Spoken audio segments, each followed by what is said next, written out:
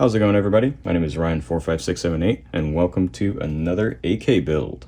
This one you see before you is a Romanian AIMS-74 parts kit with some new US parts, and I'm going to be building it in 5.56 instead of 5.45. And real quick, before I get too far ahead of myself, this video is just going to be parts overview. Part 2 is going to be the demill, which has already been done. But I'm just doing this to show you what it looks like right before I'm about to build it. If you want to skip to the start of the actual build, not counting the demill, go ahead and skip to part 3. Okay, yeah, so like I said, this is a Romanian AIMS-74. I picked up this kit off of Atlantic a while back. They had them on sale for $600. Regular price was $750. They don't come with furniture, but the Romanian AIMS-74 is supposed to have I have one somewhere. I just didn't think to take it out. I actually got it for a different purpose, but I'm going to end up using it for this build. It's a wire folder, so it goes like this, and it has a little arrow shaped thing at the end, and it goes on a fixed stock trunnion, which is what these have. The front furniture is supposed to be a dong for the bottom, but on the top it actually has a bakelite top handguard, which is interesting. The cool thing about, or the interesting thing about the AIMS-74 is that it's got like I think it's a tri-burst, 3-position burst, something along those lines. That's all this stuff right here. I think the only thing here we'll be using is maybe the hammer spring, and then definitely 2 of the pins. The trigger that I got, the US-made trigger, is from Atlantic. It's this guy. If you saw my last video, or if you've seen one, Century used to make a rack 1, I think that was their AK model, but they sold the trigger also, and those were actually pretty good from what people said, which is why I got it for my underfolder build, and it works great. This basically looks like the same idea, just US made. Looks like the normal AK trigger, but with a couple of, I mean, it's semi-auto obviously, and it's got this pin so that it makes it a little bit easier to put together. Otherwise, it's a regular AK trigger. Oh yeah, I did pick up this pistol grip. It's an AIMS pistol grip.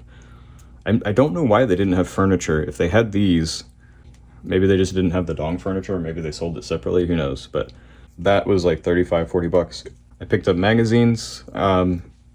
I think you could probably use any AK-74 mags with a 5.56 follower, or you could pick up actual 5.56 AK mags, and they'd probably work just as well. But I wanted to be true to the actual gun that I'm building. These are a little bit rusty.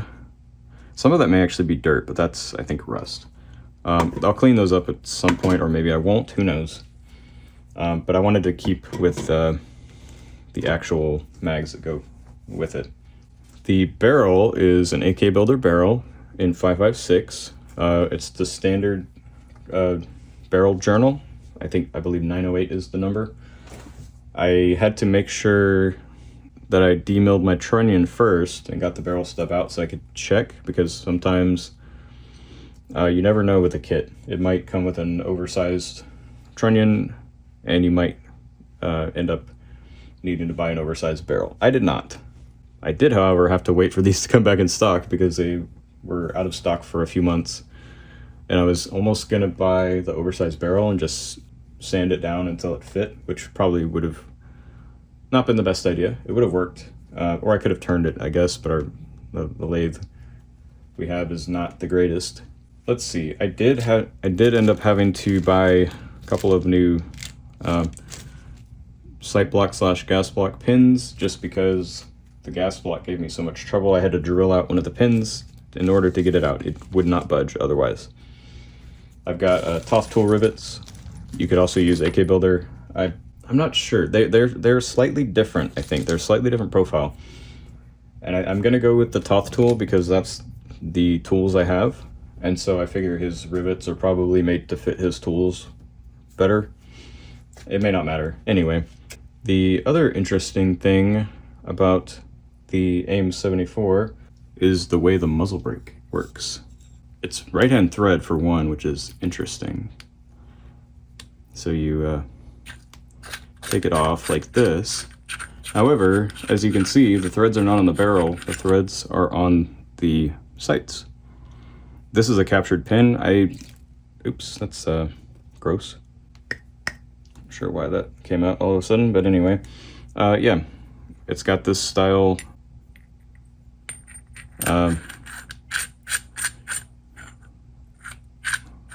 muzzle brake, I guess you would call it. So I'll show you these again before I put them away. They actually might be, I don't see numbers on the hammer. No numbers. This is like some kind of ratchet plate that it uses. And then it's got all this extra stuff that you would not normally have. I don't see numbers. They may or may not be numbered, I don't know. But I'm just gonna put that away. I'll probably sell this. Like all these extra parts on all these builds that I can't use. Maybe someone like an SOT could use it, or someone that wants to do like a blank firing gun. I don't know.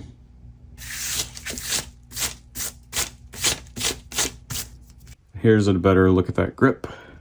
It's very nice. It's basically, I mean, I wouldn't say it's brand new, but it looks very nice.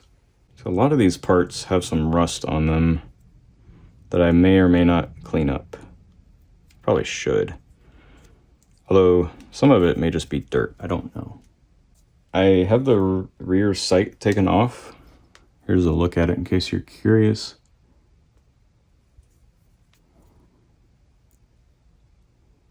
I took it off because I needed to have it out of the way while I pressed out or worked on the rear sight block. So I'll put that back on eventually, but it's, again, like most of these parts, it looks almost unused, which is crazy.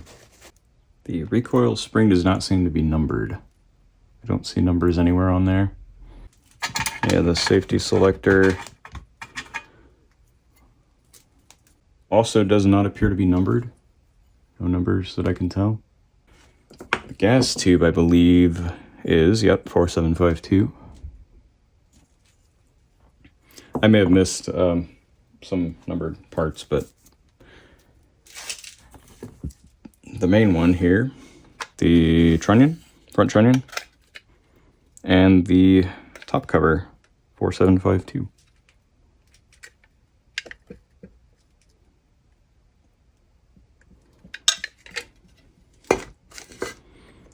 Rear trunnion doesn't have numbers.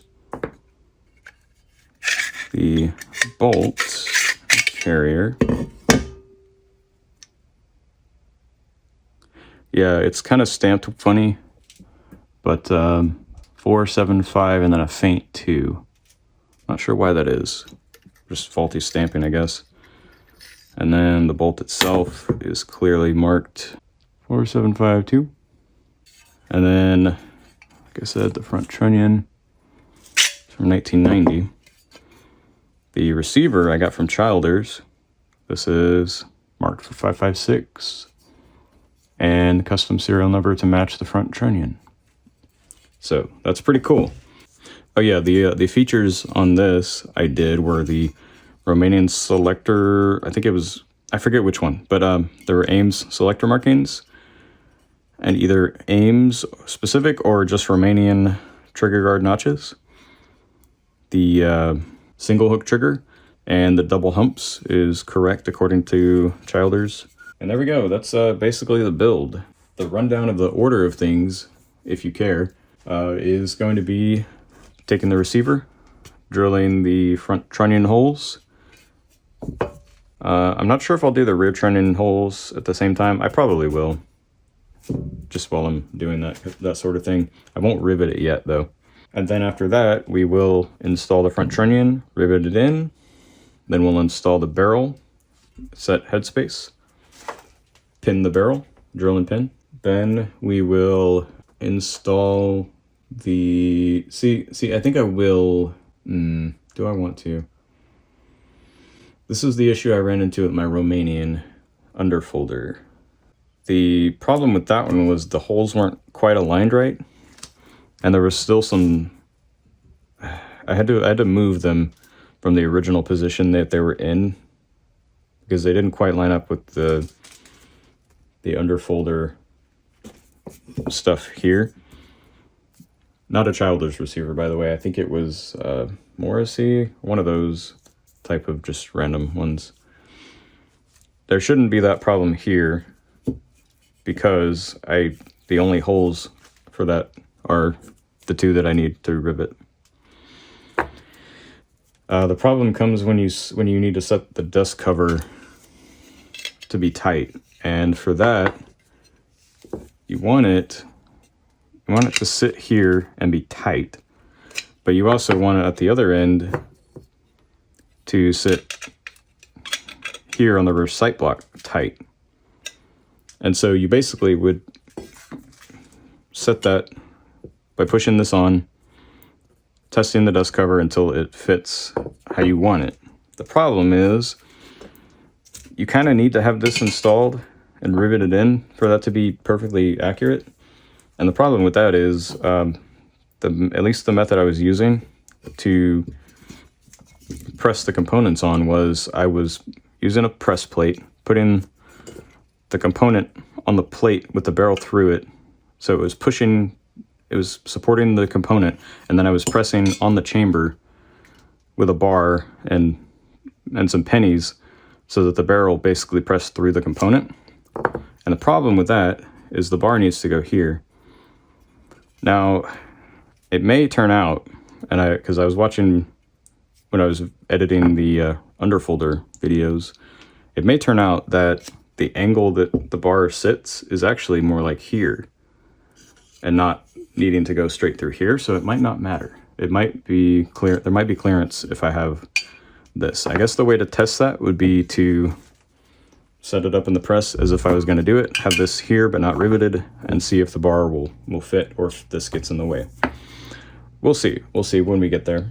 The next step after we get this on will be, don't forget the handguard retainer. There's really not much to do about the fit of the handguard, which I don't have one right now anyway. It doesn't relate to this because that's on top of it and it's independent. This sits on the barrel where it sits because the slot is already cut. And so the only thing might be the alignment of the top of the gas tube and the top handguard with the bottom handguard. So this would also affect that. However, if I'm already using that to set the top cover, I can't exactly do anything about that. So I don't think I can. I don't think there's anything to do about that. I think it's just going to sit where it sits. And so once we get that, then we'll put the gas block on, and that'll be another fitment step, getting this tight, but not too tight. And then it'll be the front sight, which we'll have to line it up by eyeball. And then, yeah, I forgot to mention every step. So like this, once this is installed, we drill and pin it. Once this is installed, we drill and pin it. Once this is installed, we do not drill and pin it because we need to make sure the sights are accurate enough to be adjusted to where they need to go. And if not, then I need to do something about it, and I don't want it pinned for that. At some point, I don't know exactly what point, we'll rivet the trigger guard in. That's going to be something to do with mag fit, which, to be fair, can be adjusted later. I think it'll probably work out, but I'm not going to bet on it. The thing with that is I can check this when I have the trunnion riveted, or before, honestly. I can put rivets in there to hold it, put rivets in there to hold that, or screws, and check mag fit. And if I need to adjust it, I can. After that, I believe that's it, and that's basically just assembly, and that's this build, basically, in a nutshell, in 15 minutes of explaining it. So anyway, looking forward to the build. If you've made it this far and you haven't watched any of my videos before, what I like to do is I like to record as much as I can. Obviously, some things like drilling, I'll speed it up, or if I've already done some and then I say I'm going to do more, I'll cut the video and come back and say, okay, I did it. But if there's something to note, like here's how I set it up in the mill, or here's how I clamped it down, or I ran into an issue with this and this is what I did, I will absolutely show those parts. That's honestly the main reason I want to do these videos, is to go through the entire build process so that someone else can, as if they were looking over my shoulder, watch what I'm doing, see where I make mistakes, see where I find something that works well, and maybe learn from it. Now, obviously, it's not a tutorial. I'm not saying you have to do it this way. You might be able to follow in my footsteps and do the same thing I'm doing if you have the same kit and the same parts. But basically what I'm doing is just showing the build process, which I like watching, and I hope you do too. So anyway, thanks for watching, and catch y'all on the build side.